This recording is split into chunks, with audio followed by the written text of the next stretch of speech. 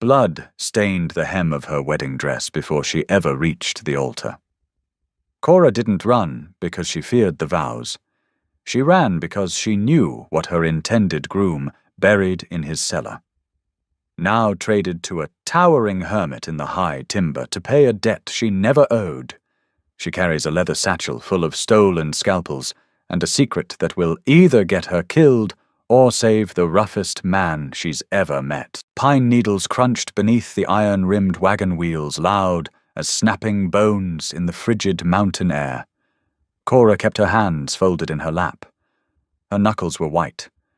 The heavy wool blanket her Uncle Arthur had thrown over her shoulders did nothing to stop the shivering, though whether the trembling came from the November wind or the reality of her situation she couldn't say. Arthur spat brown tobacco juice over the side of the wagon. He didn't look at her.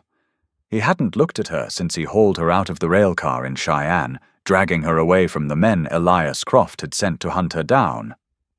Arthur wasn't a savior. He was an opportunist. When he realized Cora carried a death sentence from a railroad baron, he figured out a way to monetize her disappearance. Up ahead, Arthur muttered, pointing with his whip handle. A cabin crouched against the side of a granite cliff, looking less like a home and more like a scab on the mountain. Smoke choked out of a crooked stone chimney. The yard was a graveyard of split logs, rusty traps, and stripped hides stretched tight over wooden frames. A man stepped out onto the porch. Cora stopped breathing. He was massive. Not just tall, but thick with heavy, dense muscle, built like a draft horse bred for pulling plows through frozen mud. He wore a canvas coat lined with sheepskin stained with grease and old blood. A dark, untamed beard swallowed the lower half of his face. His hair hung past his ears, coarse and dark. He held a rifle resting casually in the crook of one arm, but the casualness felt like a threat. "Whoa!" Arthur called, pulling back on the reins. The mules snorted their breath, pluming in the icy air. The giant didn't move. He just watched them. His eyes were pale, a washed-out winter sky blue, and completely devoid of welcome. "Emmett!" Arthur called out, his voice cracking with a nervous edge he couldn't quite hide. "Brought what we talked about." Emmett Tate stepped off the porch. The ground seemed to shudder, though Cora knew that was just her racing pulse. He walked to the side of the wagon and stared at Arthur, ignoring Cora completely. "You're late," Emmett said. His voice was a low, gravelly rumble. It sounded like boulders grinding together at the bottom of a river. "Snow on the pass. Had to wait out a storm near Laramie." Arthur shifted in his seat, reaching into his coat to pull out a folded piece of paper. "I got the deed. 300 acres. Good grazing land down by the river. Just like we agreed." Emmett took the paper with a hand the size of a dinner plate. He unfolded it, his eyes tracking the words. He didn't read fast, but he read carefully. Finally, he folded it and shoved it into his pocket. Only then did he look at Cora. Cora stared back. She refused to drop her gaze. If she was being sold like a mule, she wouldn't cower like a beaten dog. She took in the rugged lines of his face, the scar that cut through his left eyebrow, the sheer imposing width of his shoulders.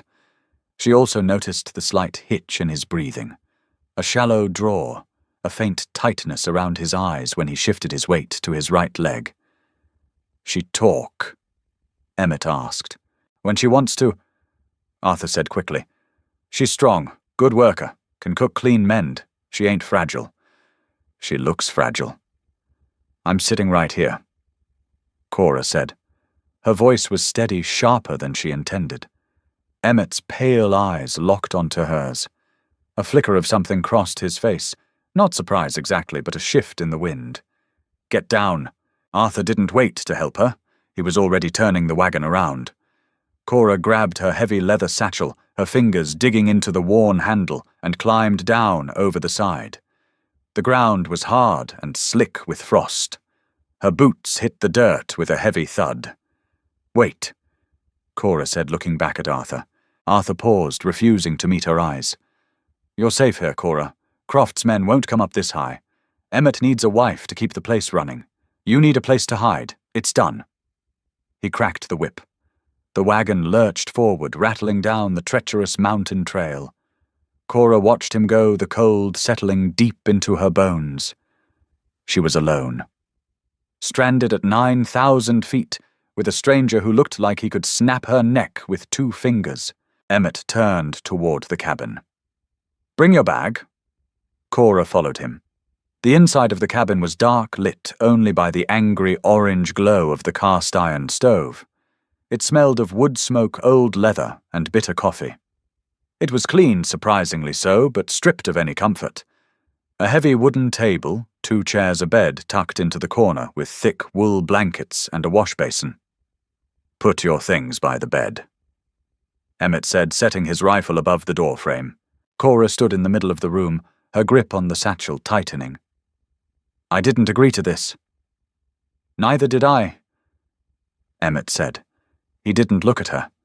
He pulled off his coat, wincing slightly as he rolled his left shoulder.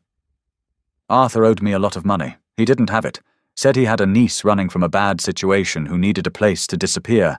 Said she was willing to work for her keep. Cora's jaw clenched. He traded me for a piece of paper. He traded you to save his own skin. Emmett turned to face her. In the dim light, his sheer size was overwhelming. I don't care why you're running. I don't care who you're running from. You keep the fire hot. You cook the meals. You mend the tears. You stay out of my way and I'll keep you safe. And if I refuse, then it's a long walk down the mountain and it drops below 0 at night. Emmett grabbed a tin cup from the table and poured sludge-like coffee from the pot on the stove. Your choice. Cora looked at the heavy timber door. She looked at the frozen window panes. She looked down at the leather satchel in her hands. Inside were the polished silver surgical tools she had stolen from Croft's estate, the only inheritance her father had left her before he drank himself to death, and the very tools Croft had used to mutilate the men who opposed him. She wasn't going anywhere. Where do I sleep? She asked. Emmett gestured to the only bed in the room. There. I sleep on the floor near the stove. He didn't wait for her to thank him. He walked out the door, picking up a heavy splitting axe on his way. Cora stood alone in the quiet cabin, listening to the rhythmic, violent sound of steel biting into wood outside. She set her satchel down gently. She had survived Elias Croft. She would survive Emmett Tate. Morning arrived like a grey bruise against the window. Cora woke, shivering her breath, a pale mist above the heavy wool blankets. The fire in the stove had died down to glowing embers, offering little defense against the high-altitude freeze. She sat up, pulling her shawl tight around her shoulders. The floorboards were empty. Emmett was already gone. Cora didn't waste time. She swung her legs out of bed, the icy floor biting through her wool stockings. Survival up here meant routine. She fed kindling into the stove, blowing softly until the embers caught, then loaded heavier logs. She found a sack of oats, a tin of salt, and a slab of cured bacon hanging from a rafter. Within 30 minutes, the smell of rendering fat and boiling coffee filled the small space, pushing back the smell of stale air and isolation. The heavy door creaked open. Emmett filled the frame, bringing a blast of freezing wind in with him. His arms were loaded with split firewood. Cora watched him from the stove. He didn't drop the wood. He lowered it carefully into the bin. But it was the way he moved that caught her attention. He was favoring his left side again. His right arm did all the heavy lifting, while his left arm stayed close to his ribs. As he stood straight, a sharp exhale escaped his teeth, quickly muffled. He looked at the stove, then at her. You know how to make coffee? It's boiled water and grounds, Cora said flatly. It isn't a miracle. Emmett grunted, shucking off his heavy coat. Underneath he wore a faded flannel shirt that stretched tight across his chest. He moved to the wash basin, pouring water from a pitcher to scrub his hands. Cora scooped oatmeal into 2 tin bowls and set them on the table alongside the bacon. She sat opposite the chair she assumed was his. Emmett dried his hands and sat down. He ate in silence, mechanically consuming the food as if it were fuel rather than a meal. Cora picked at her bowl, her eyes studying him. Her father had been a brilliant surgeon before the bottle took his hands and his reputation. From the time she was 8, Cora had been his shadow. She knew how to set bones, how to stitch torn flesh, how to diagnose a fever by the color of a man's skin. She knew the human body better than she knew herself. Emmett's skin was pale beneath the windburn. A light sheen of sweat clung to his forehead, despite the freezing temperature of the cabin. His breathing was too shallow for a man of his size. "You're hurt," Cora said. Emmett's fork paused halfway to his mouth. His pale blue eyes snapped to hers, hard and defensive. "I'm fine." "You favor your left side." Cora pushed her voice clinical, devoid of sympathy. "You sweat when you shouldn't. You're hiding a shallow breath because drawing a deep one hurts your ribs." Emmett set the fork down slowly. The silence in the cabin suddenly felt incredibly heavy. "I chop wood. I haul water. I hunt. Things hurt. Muscle fatigue is a dull ache," Cora said, not backing down. "You have a localized sharp pain. It's deep. And by the grey tint to your skin, it's infected." Emmett stared at her for a long, uncomfortable moment. He didn't look angry, just entirely unused to being questioned. "Arthur said you were a housekeeper." "Arthur doesn't know anything about me," Cora replied, "except that I can cook and I'm running." Emmett stood up the legs of his chair, scraping harshly against the floor. "The arrangement was simple. You cook, you clean, you stay out of my way. Keep your eyes on the stove, not on me." He grabbed his coat and his rifle, walking out the door without looking back. Cora sat alone at the table. She looked at his half-empty bowl. He was stubborn. Pride was a dangerous thing in the wilderness. It killed men faster than the cold. She stood up and cleared the table. Once the dishes were scrubbed and left to dry, she walked over to her leather satchel. She unbuckled the straps and pulled it open. Inside, resting on dark velvet, were 6 gleaming scalpels, a silver bone saw forceps, and a row of glass vials filled with carbolic acid morphine and quinine. It was a fortune in medical supplies.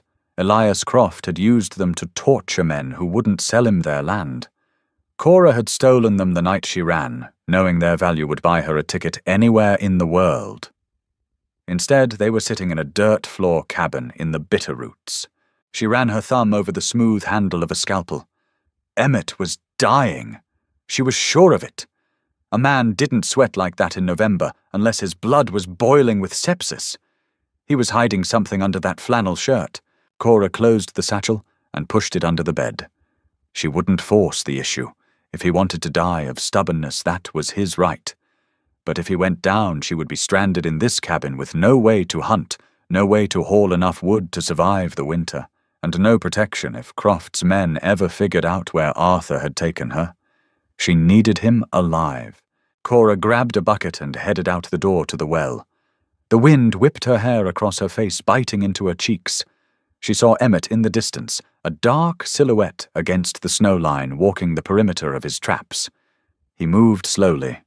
Too slowly. He was a giant, but even giants could be felled by a single unseen splinter. Cora lowered the bucket into the well, the rope burning her palms. She would wait. When the fever finally broke him, he wouldn't have the strength to tell her no. Wind battered the cabin walls, screaming through the chinks in the timber like a dying animal. The storm had rolled over the ridge 3 days ago and swallowed the world.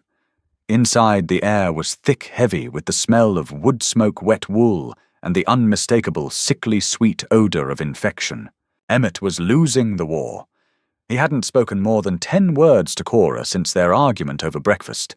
He maintained his brutal routine, dragging himself out into the whiteout conditions to feed the mules and check the nearest traps, but every trip took longer. Every return was harder. Cora sat by the stove, peeling potatoes with a dull paring knife. She watched him. He sat heavily in the wooden chair opposite the bed, his head bowed, his massive hands gripping his knees. His knuckles were bone white. The pale skin of his face had turned a sallow ashen grey, and sweat beaded in his thick hair, despite the draught leaking through the window panes. He was a fortress crumbling from the inside out. "You didn't bring in enough wood for the night," Cora said. Her voice was flat, cutting through the howl of the storm. Emmett didn't look up. He took a breath. It rattled in his chest, a wet, shallow sound. "I'll get it." He didn't move. His body refused the command his brain gave it. Cora set the bowl of potatoes on the floor. She stood up, wiping her hands on her coarse apron.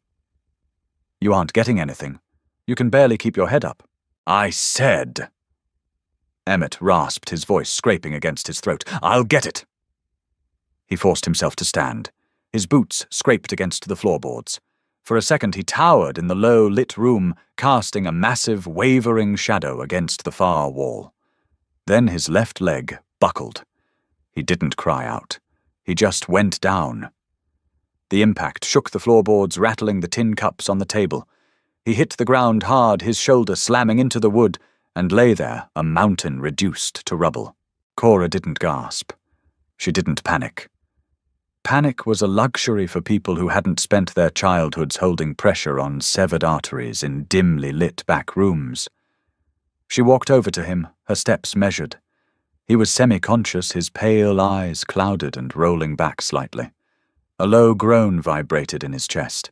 Cora knelt beside him. Up close, the heat radiating off his body was shocking. He was burning alive. She reached out and grabbed the thick canvas of his coat, pulling hard to roll him onto his back. He was dead weight, impossibly heavy. She braced her boots against the floorboards, using her legs, and Cor grunting with the effort until she managed to flip him. "Emmett," she said, slapping his cheek. Not a tap, a hard stinging strike. "Open your eyes." His eyelids fluttered. He looked at her, but she wasn't sure he was seeing her. "Cold," he muttered. "You're not cold. You're cooking from the inside." She grabbed the collar of his coat and yanked, but the buttons held. She didn't waste time trying to unfasten them. She reached into her apron pocket, pulled out the paring knife, and sliced through the heavy thread of the top 3 buttons. She tore the coat open. Underneath, his flannel shirt was soaked with old sweat and fresh, dark fluid. The copper smell of blood hit her, mixed with the foul stench of rotting tissue. "Let's see what you've been hiding," Cora murmured. She gripped the hem of his shirt and ripped it upward. The sight made her jaw clench. High on his left side, just below the collarbone, was a puncture wound.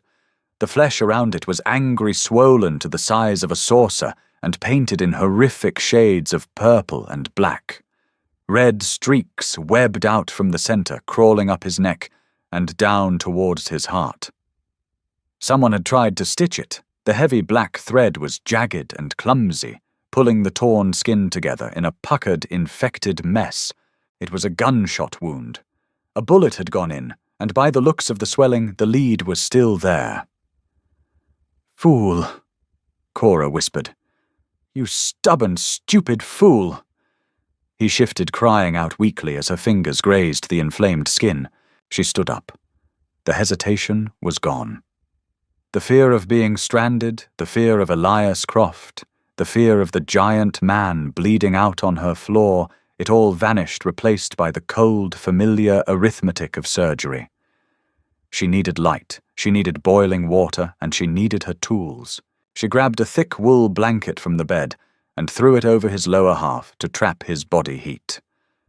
Then she walked to the stove, stoked the fire until it roared, and shoved a large iron pot of water over the hottest plate. Next, she pulled the leather satchel from under the bed. She set it on the table and unbuckled the straps. The silver instruments gleamed in the firelight. She selected a scalpel, a pair of fine-nosed forceps, and a heavy steel retractor. She took a bottle of carbolic acid and a vial of liquid morphine. She carried the supplies to the floor, setting them on a clean towel beside his head. Emmett's breathing was growing shallower by the minute. His pulse, when she pressed her fingers to his throat, was a frantic, fluttering bird. He was going into shock. "Listen to me," Cora said, leaning down so her mouth was inches from his ear. She didn't know if he could hear her, but she needed him to anchor to something. "I am going to cut you open. I am going to find whatever you let rot inside you, and I am going to pull it out. It will hurt. If you thrash, you will die. Do you understand?" Emmett's head lolled. A harsh breath escaped his lips. "Do it."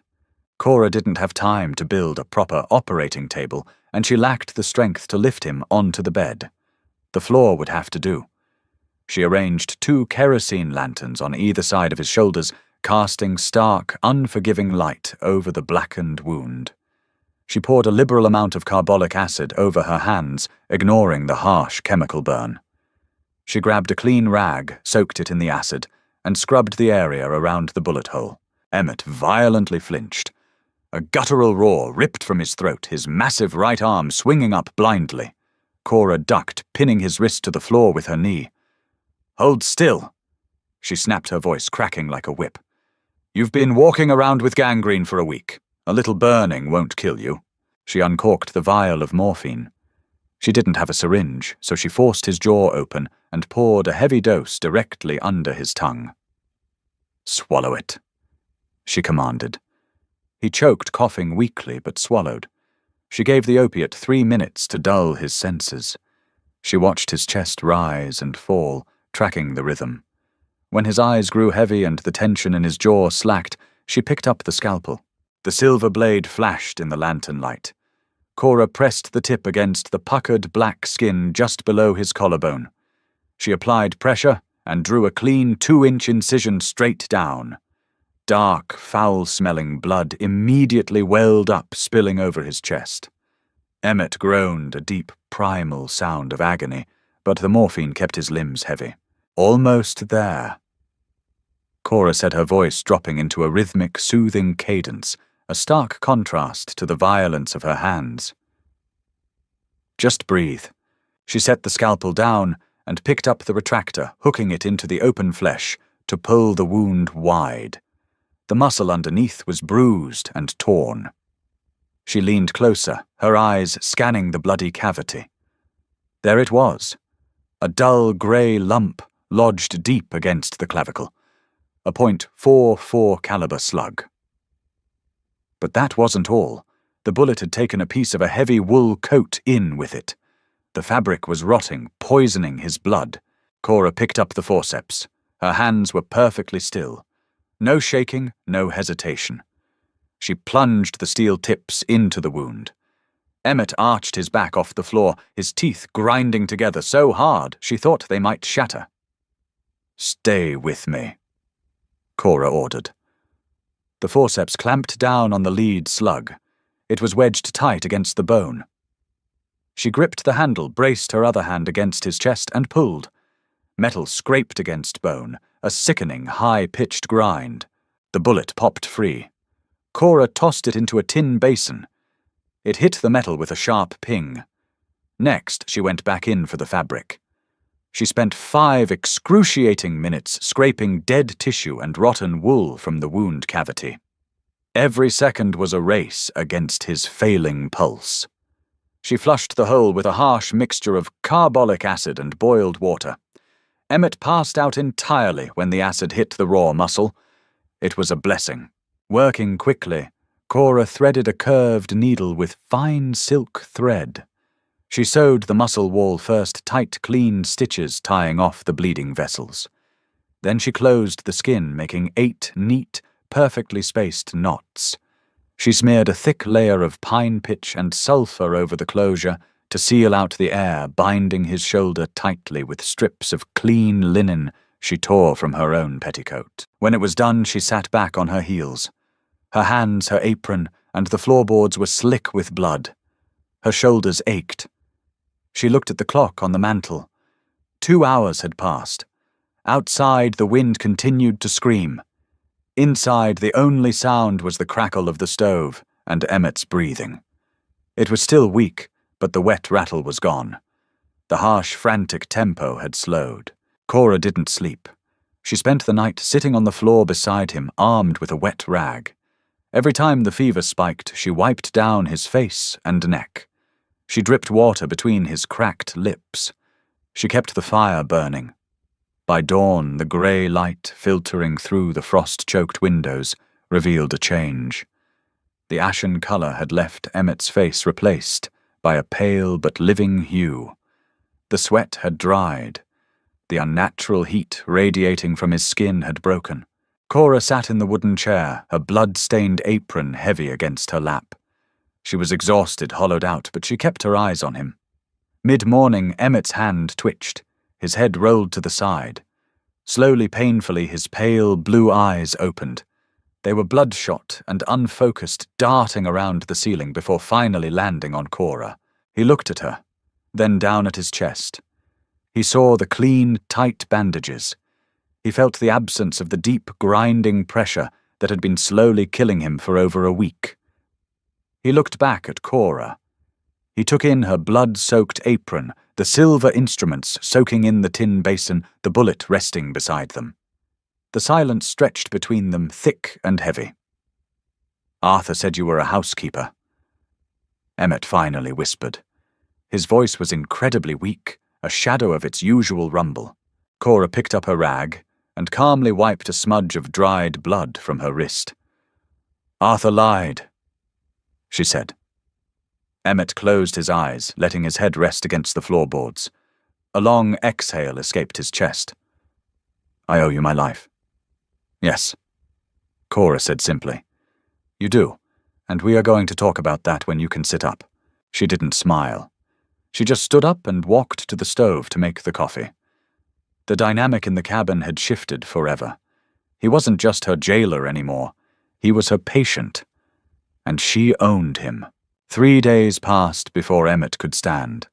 He spent the first 48 hours drifting in and out of a morphine haze, his massive frame shivering against the rough planks of the floor. Cora didn't try to move him to the bed. She couldn't. Instead, she brought the bed to him, dragging the heavy mattress off the frame and wedging it under his shoulders while he was lucid enough to push himself up.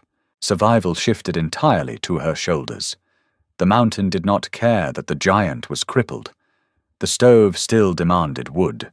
The mules still demanded oats. The water in the bucket still froze solid every 4 hours. Cora learned the brutal mechanics of the splitting axe. Her first attempts were pathetic. The axe handle was thick oak, designed for a man with a 50-inch chest. Her strikes bounced off the frozen pine rounds, sending shockwaves up her arms that rattled her teeth. Her palms blistered, then tore open, leaving smears of blood on the polished wood of the handle. But she learned. She figured out how to use the weight of the steel head to do the work, guiding it rather than forcing it. On the 4th morning, she walked into the cabin carrying an armful of split wood. Her breath plumed in the freezing air of the room. She dumped the wood into the bin with a loud clatter and turned toward the stove. Emmett was sitting up. He had pushed his back against the wall, his legs stretched out over the mattress. The heavy bandages across his chest were stark white against his pale skin. He looked thinner, the fever having burned away the thick layer of muscle density he usually carried, but his eyes were sharp. The cloudy, dying glaze was gone. He watched her pull off her heavy leather mittens. He saw the raw, bleeding blisters on her palms before she could hide them in her apron.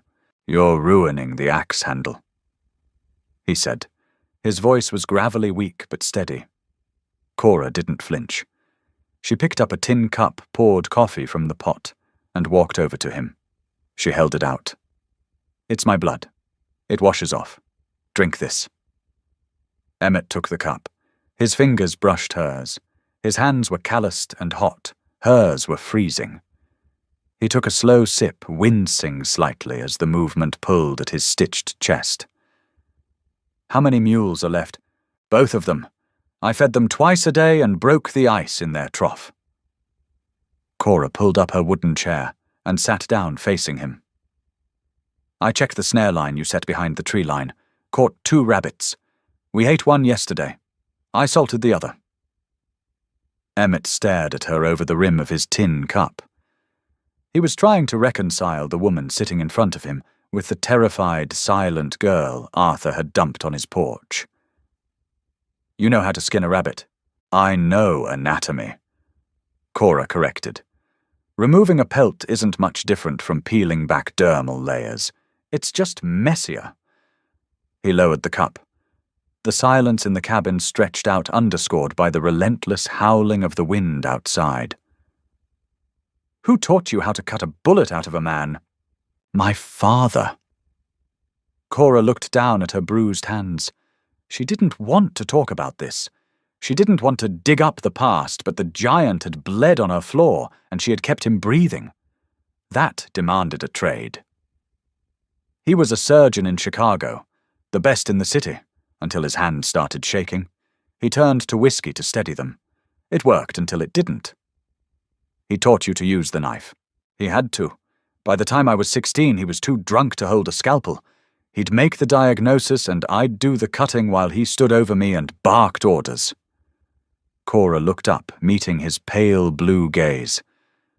"I saved a lot of lives in back rooms. People who couldn't afford a real hospital. People who had secrets." Emmett leaned his head back against the timber wall. He took another breath, testing the capacity of his lung. The pain was there, sharp and hot, but the heavy, crushing weight of the infection was gone. "Why are you running, Cora?" It was the first time he had used her name. It sounded strange coming from him, heavy and deliberate. A man named Elias Croft. She said the name tasting like ash in her mouth. "He owns half the cattle in Wyoming, and he wants to own the railroad lines too. He's ruthless. If someone won't sell their land, he sends his men to convince them. A month ago, a rancher fought back. Shot one of Croft's top enforcers. Croft brought the man to my father." Emmett's eyes narrowed. "And your father couldn't save him?"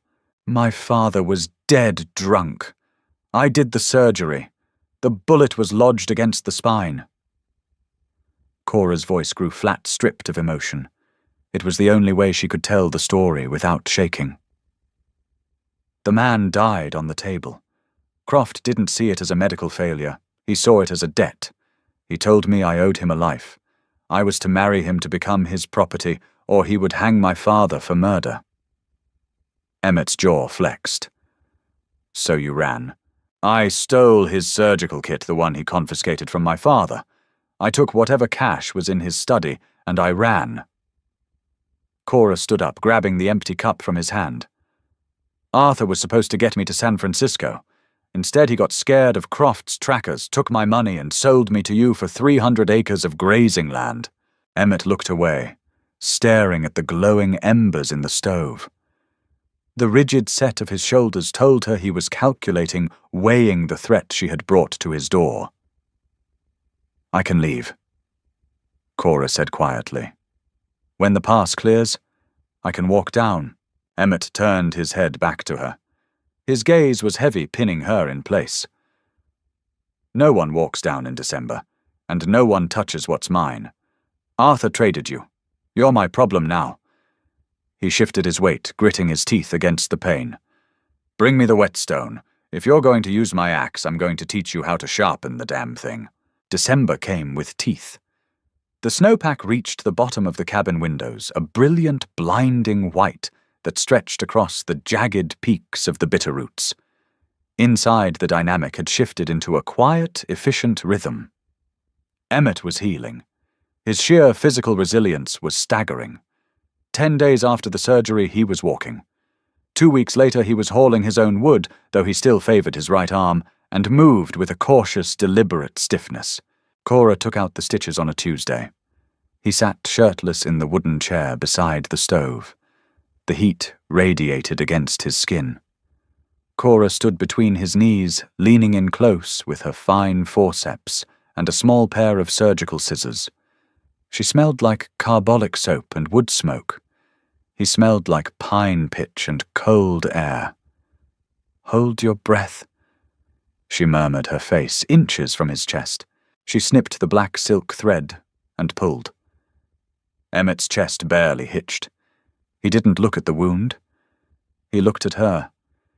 He watched the intense focus in her dark eyes, the stray wisp of hair that escaped her loose braid to brush against her cheek.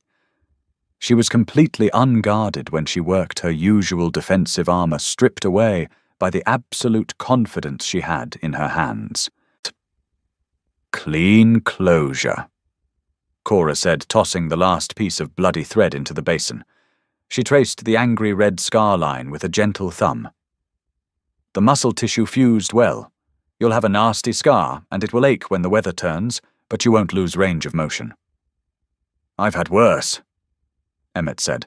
His voice was a low rumble in his chest. He didn't move away. Cora looked up.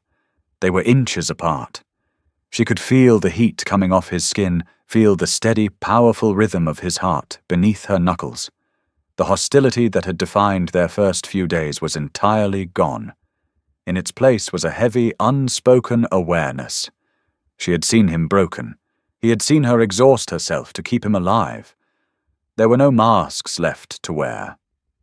She stepped back, wiping her hands on her apron. Put your shirt on. You're letting the heat out. Emmett grabbed his flannel shirt and pulled it over his shoulders. He stood up, towering over her once again. He walked to the corner of the cabin and picked up his Winchester rifle. He checked the action, sliding a heavy brass cartridge into the chamber, then turned to her. Put your coat on, he ordered. Cora frowned. Why?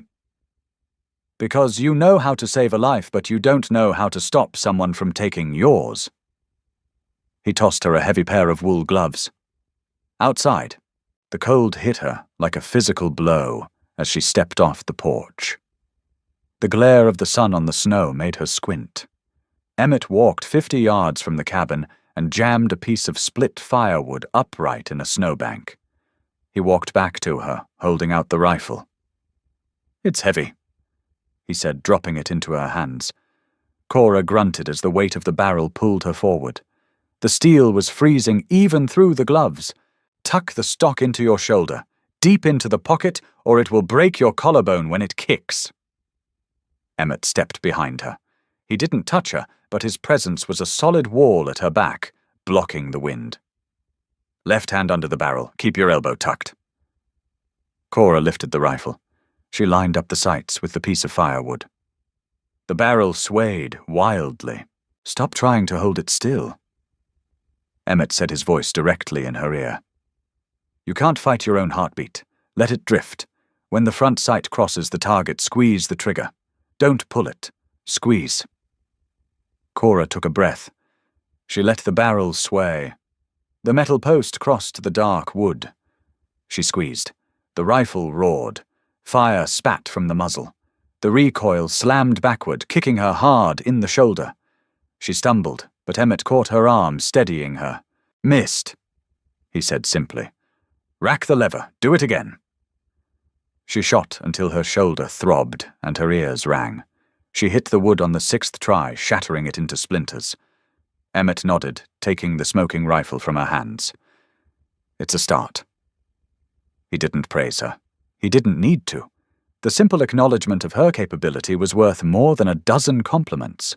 I'm going to check the lower traps, he said, ejecting the spent casings into the snow. Stay inside. Keep the door barred. Cora watched him walk away, his massive boots punching deep holes in the snowpack. She rubbed her aching shoulder, turning back toward the cabin.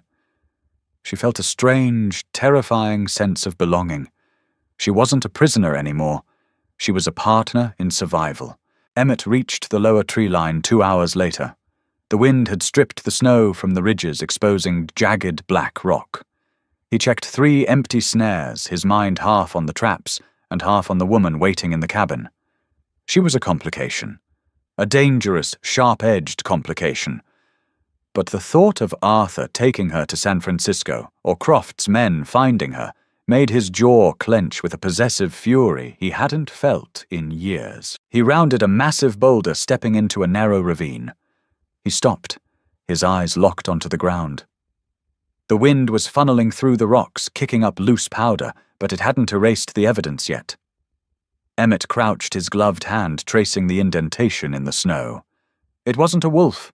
It wasn't an elk. It was the deep, half-frozen imprint of a horseshoe. A heavy draft horse shod with steel corks designed for traction on ice, and beside it the clear outline of a man's boot. Emmett stood up slowly. His pale eyes scanned the dense timber below. The pass was supposed to be blocked. No one was supposed to be able to ride up here until spring. But Croft was a man of infinite resources, and he had found a way. The hunt had arrived. Emmett kicked the door shut. He didn't bother shaking the snow from his coat. He dropped the heavy iron deadbolt into place with a definitive ringing clash that made Cora flinch. He didn't look at her. He walked straight to the heavy oak bed frame and drove his shoulder against it, shoving it away from the wall. The wood shrieked against the floorboards. Cora dropped her mending. The pulse at the base of her throat picked up a frantic rhythm. "What is it?" "Riders," Emmett said. He knelt, wedging his thick fingers into a nearly invisible seam in the floor. He pulled. A section of the floorboards came up, revealing a dark, felt-lined cavity beneath the foundation. 4 horses, big ones, draft crosses built to push through chest-high snow, 3 sets of boot tracks beside them. He reached into the hole and pulled out a leather bandolier, heavy with brass cartridges. Next came a double-barreled 10-gauge shotgun, its steel barrels sawed down to a brutal, stubby length. Finally, he lifted out a canvas roll. When he untied it, a half-dozen heavy revolvers and boxes of ammunition spilled onto the floor. Cora stared at the arsenal. "Arthur said they couldn't get up here. He said the pass was buried until spring. Arthur is a fool who measures other men by his own lack of spine." Emmett replied, checking the action on a Colt revolver. It clicked with sharp, oiled precision. "Croft wants what you stole. Men like that don't wait for the thaw. They pay men like me to make a path."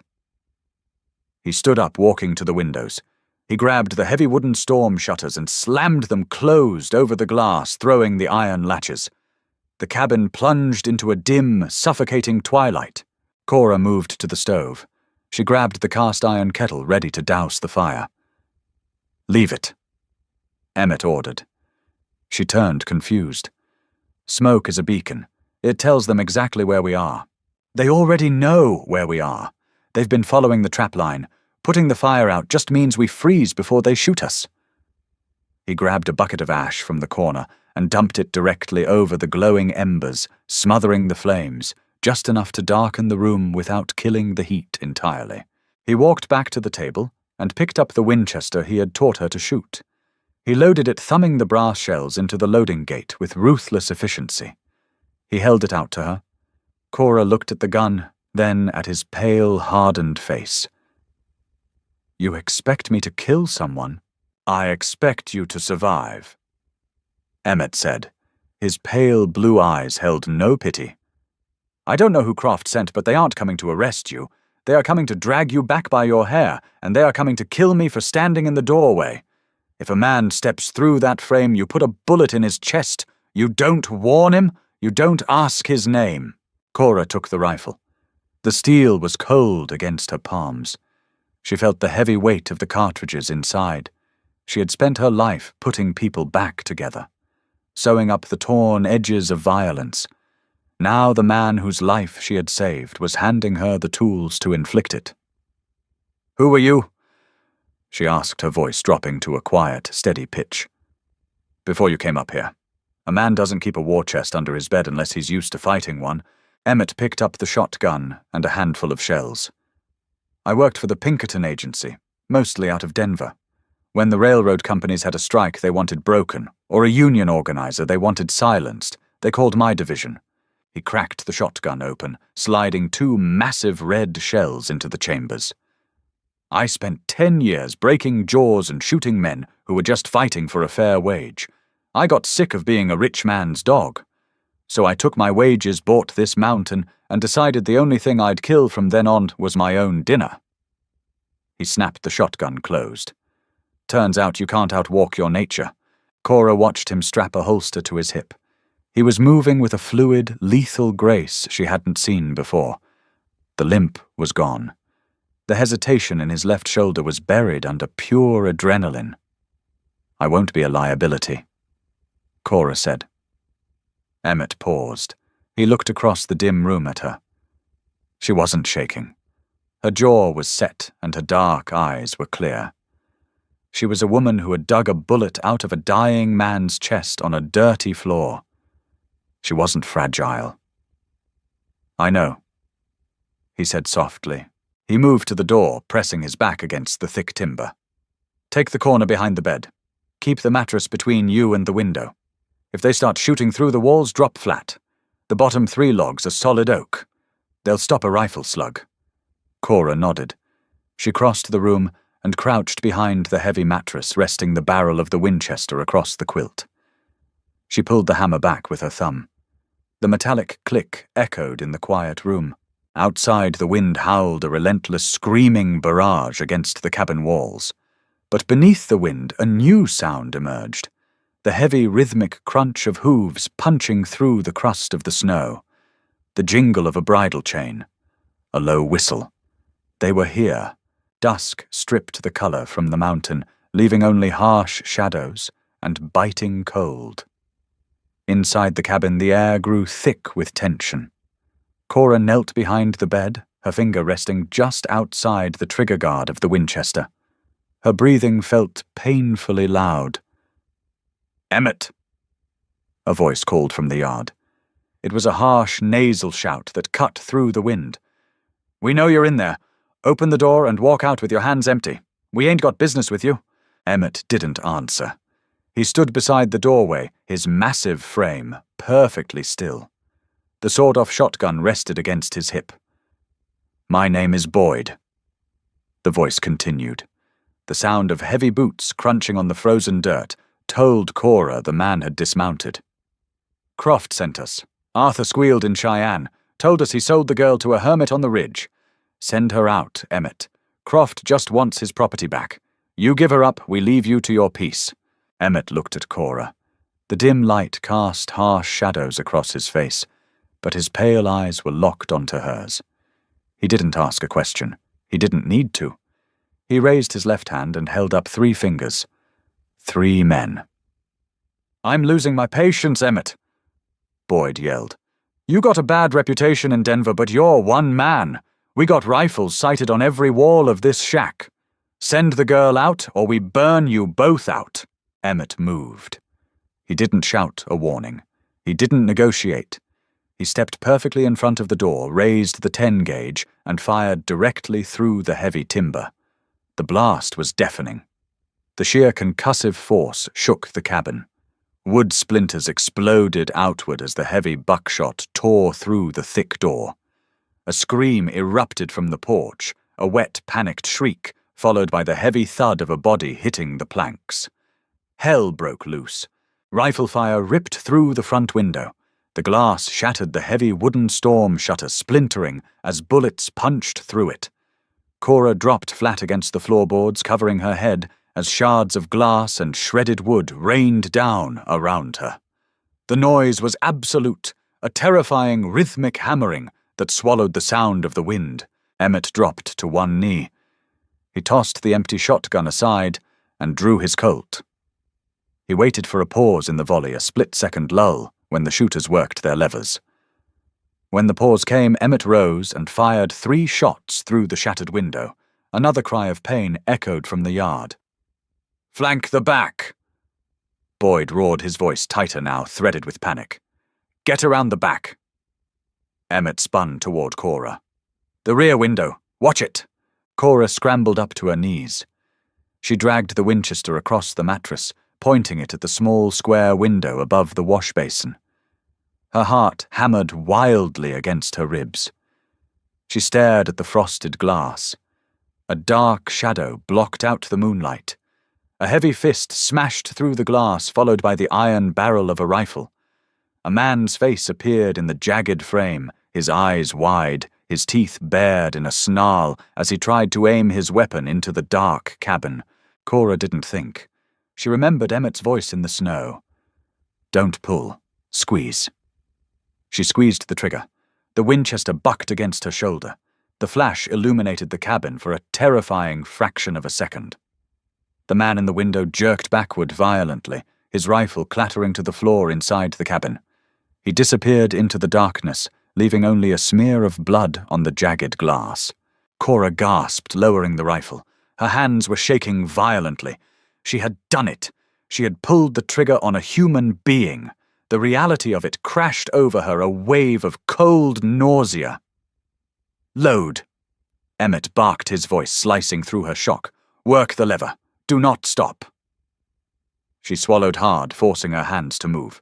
She gripped the lever and racked it down, ejecting the smoking brass casing. It hit the floor with a hollow ping. Silence fell heavily over the yard. The shooting stopped. The only sound was the wind screaming through the shattered windows, bringing the biting cold and a swirl of snow into the room. "Boyd!" Emmett called out. His voice was a calm, resonant rumble. "You have one man dead on my porch, another bleeding out in my snow. You have one horse left. If you ride down the mountain now, you keep your life." A long, agonizing minute passed. Cora gripped her rifle, her eyes scanning the dark gaps in the walls. "Croft will skin me alive if I come back without her." Boyd yelled. His voice sounded farther away near the tree line. "Croft isn't here," Emmett replied. "I am." More silence.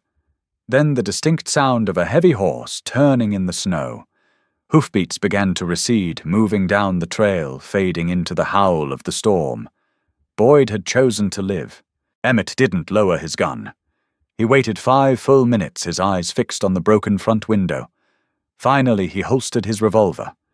He walked to the door, pulled the deadbolt back, and kicked it open. The wind howled into the cabin, carrying the metallic scent of fresh blood. Cora stood up slowly. Her legs felt like lead. She set the rifle on the bed and walked towards the door. A man lay on the porch, his chest ruined by the shotgun blast. Another lay beneath the back window, unmoving in the deep snow. Emmett turned to look at her. His face was a mask of stoic, brutal necessity. He saw the shock in her eyes, the slight tremble in her hands. He walked over, stripping his heavy canvas coat off his shoulders. He draped it over her, pulling the heavy collar up around her neck to block out the freezing wind. "You did exactly what you had to do," he said quietly. "You survived." Cora pulled the coat tight around herself. It smelled of gun oil, pine pitch, and him. She looked out at the dark, unforgiving mountain. "They'll send more. Croft won't stop." Emmett looked down the trail, his pale eyes narrowing in the darkness. "Let him try. They know the path now, but they also know what's waiting at the end of it." Morning broke over the mountain with blinding indifference. The storm had blown itself out over the ridge, leaving a sky the color of a bruised plum. Emmett stood in the frozen yard, a heavy iron shovel in his hands, staring at the ground. Digging a proper grave in late December was impossible. The earth was solid iron, completely unyielding. He dragged the 2 bodies to a deep, jagged rock fissure, a 1/4 mile from the cabin. He worked in silence, his breath pluming in the freezing air, rolling heavy granite boulders over the gap to cover them. It wasn't a burial born of respect. It was a practical barricade against hungry wolves. Cora didn't stay inside to weep or shake. She worked. The cabin was a freezing, chaotic disaster. The shattered windows let in an Arctic draft that killed the stove's heat long before it ever reached the center of the room. She found heavy canvas feed sacks in the shed and nailed them over the broken frames, layering them with split pine boards Emmett had stacked against the wall. Her fingers were numb, stiff, and clumsy with the hammer. But she didn't stop until the howling wind was finally blocked. When Emmett stepped back through the ruined door, he looked exhausted. The sheer blinding adrenaline had burned out of his blood, leaving behind the stark reality of his healing wound. He leaned the shovel against the timber wall and sagged into the wooden chair by the stove. Cora walked over to him. She didn't ask permission. She simply unbuttoned his heavy flannel shirt and pulled the collar open.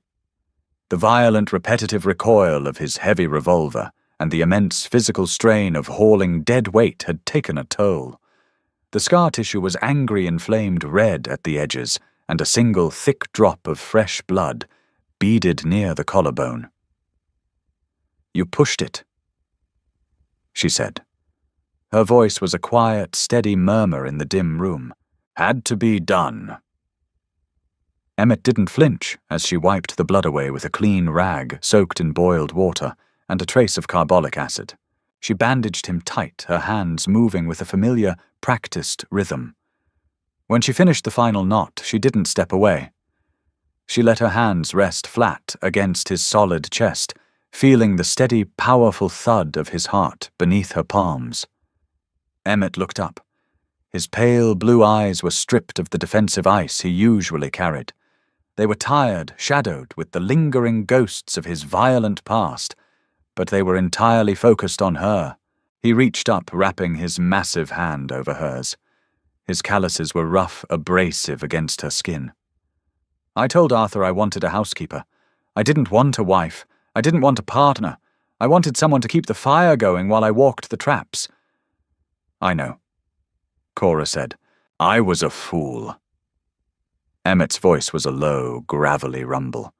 He pulled her hand up, pressing her knuckles against the rough, dark beard on his jaw. "You saved my life twice in a month. Once with a scalpel, once with a rifle. Croft will send more men in the spring. He won't let a bruised ego stand. If you stay here, you'll spend the rest of your life looking down a barrel. And if I go, I have gold buried under the floorboards." He looked at her, his jaw tightening. "When the thaw breaks, I'll ride you down to the rail line in Cheyenne myself. I'll make sure nobody ever finds your trail." He paused, swallowing hard. It was the hardest thing he had ever offered a living soul. "You owe me nothing, Cora. You paid your debt." Cora looked around the cabin. It was dark, battered, and smelled heavily of gun-smoke, pine pitch, and wet wood. It was the absolute furthest thing from the refined, comfortable life she had once known in Chicago. But it was also the very first place she hadn't felt hunted. It was the first place she felt safe, not because she was hiding, but because the giant man sitting in front of her would tear the world apart to keep her breathing. She looked back at Emmett. "I don't run well in the snow." A faint, genuine smile touched the corners of Emmett's mouth. It changed his entire face, softening the harsh, brutal lines carved by years of hard labor and harder violence. He pulled her down. Cora didn't resist. She sat across his lap, burying her face in the warm crook of his neck.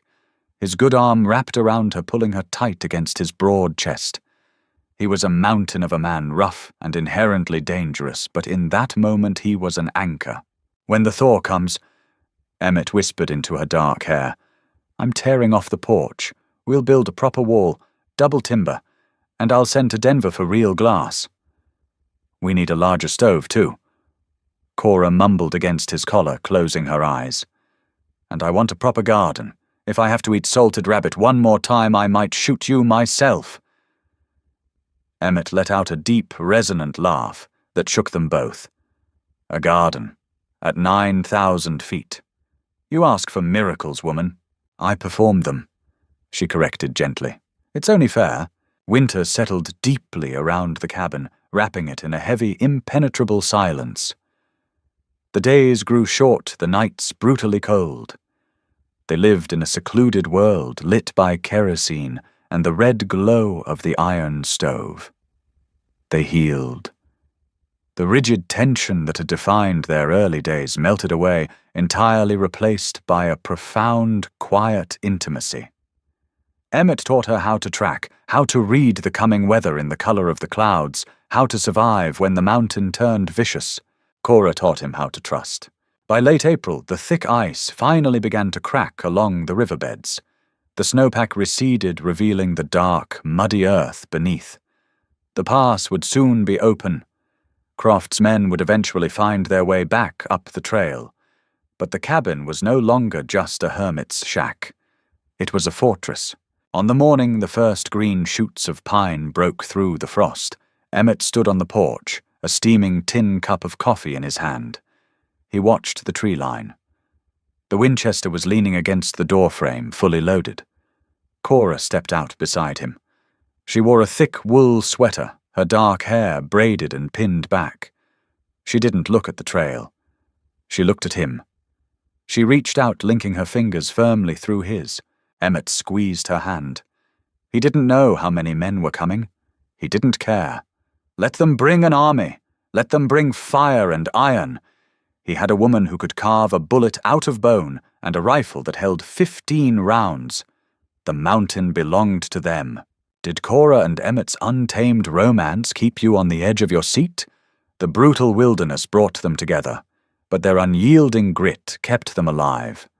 If you loved this deep dive into frontier survival loyalty and a love forged in gunfire, show your support.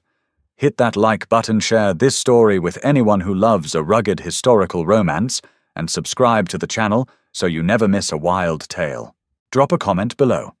What would you have done if you were stranded on that mountain? Thanks for watching, and see you in the next video.